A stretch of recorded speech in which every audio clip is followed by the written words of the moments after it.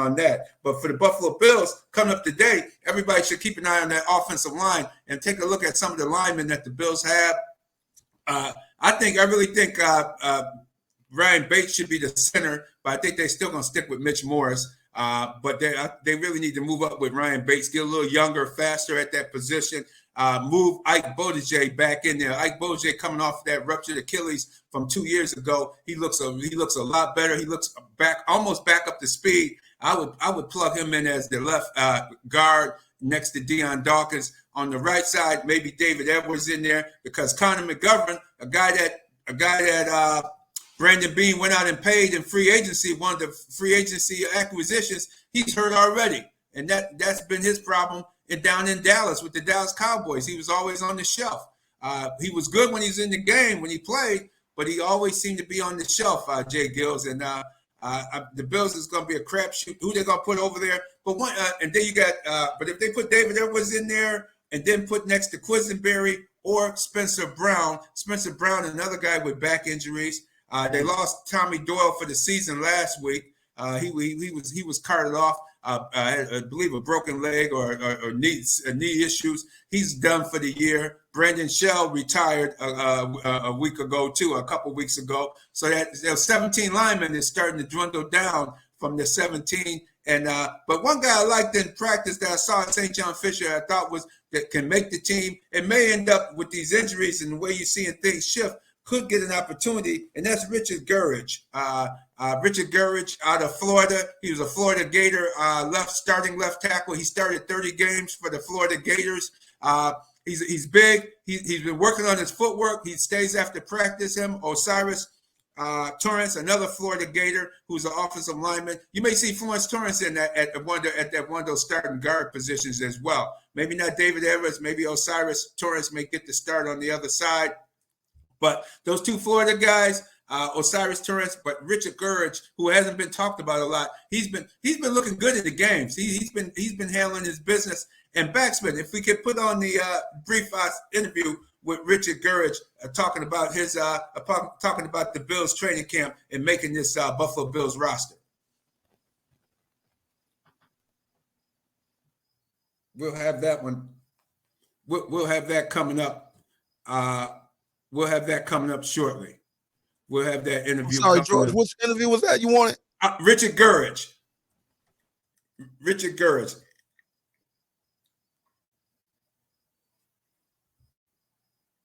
How's it been going, Richard, for you with the this year's training camp? This year been nothing but a blessing.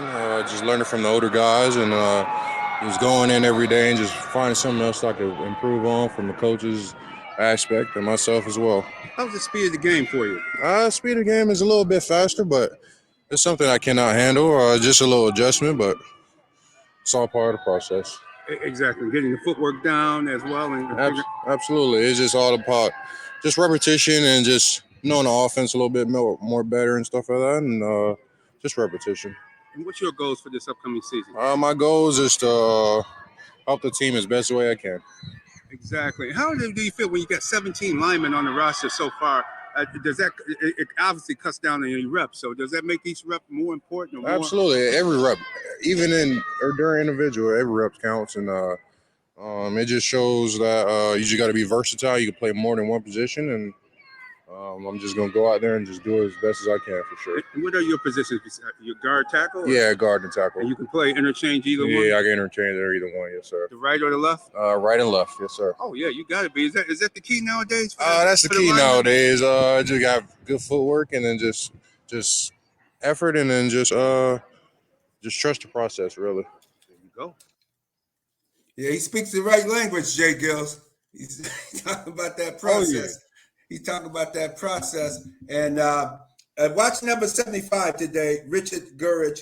I think he's better as a tackle right now. I like him as a tackle more than a guard because he's very tall and he can and in the games he's been able to be. His body is flexible enough that he's able to bend and he can go with those edge rushers and be able to push them to the outside and give the quarterback more time to throw or even make some run on the run game, help out on the run game with some run blocking because he's a big man. And he came out of Florida, and it's amazing when you watch different guys in practice and then you watch him in the games. It's like, oh wow, this guy can't. He looked like he is what he is. He looked like he can play. He can definitely play at this level. So I think the Bills might have found something there with Richard Gurridge at that position, because if Spencer Brown's back continues to tighten up, and that's the problem with Spencer Brown. He's not flexible enough because he has a back injury, a chronic back injury, we should say, because it's been on ever since he's been here, and in college as well. He's had problems with his back, and he's not flexible enough to hang in with the edge rushers, and they're able to get into his chest and move him around. And that seems to be the problem with Spencer Brown at that right tackle position. Quisenberry is a good substitute, but the problem is he's a little bit slower. He knows that he has good technique, but he's just a little slower. I think if you go with the younger guy, Richard Gurridge, give him an opportunity, he might be the answer at that left tackle. And as you heard on the interview, he can play guard as well. So guard is very flexible, as you stated. Hey, Radman, just a quick shameless plug.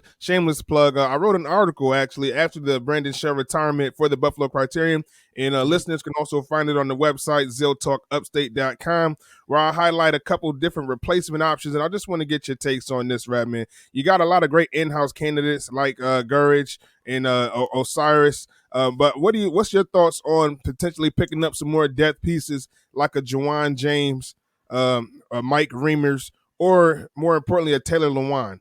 What's your thoughts on picking up? I know the 17 linemen, but guys retiring, guys done for the season. And, of course, it's Spencer Brown with the chronic back injuries. You can Mr. Non-reliable. You cannot rely on Spencer Brown. Mitch Morris as well. Can't rely on those guys. You're going to keep some good depth on the practice squad, but still, what's your thoughts on one of these three? And that I highlighted in my article on ZealTalkUpstate.com, Juwan James, Mike Reimers, or Taylor Lewan? Boy, you did your homework there, J-GILLZ, and that's why I love being part of Real Deal Sports Show. Those three guys are all credible guys that could come on. Taylor Lewan is the only suspect one, because ever since he got caught juicing, he was suspended for the 4 games for really being on the juice, and basically is what is the term of it. He hasn't really been the same guy. He hasn't been the same guy. I mean, when he was in college at Michigan State, he was he could lift the building, he could block everybody. When he was first few years with the Tennessee Titans, he was fine. But then when he went on that suspension and had to come off the juice, he just hasn't been the same offensive lineman that he was before the suspension for they call that suspension the 4 weeks.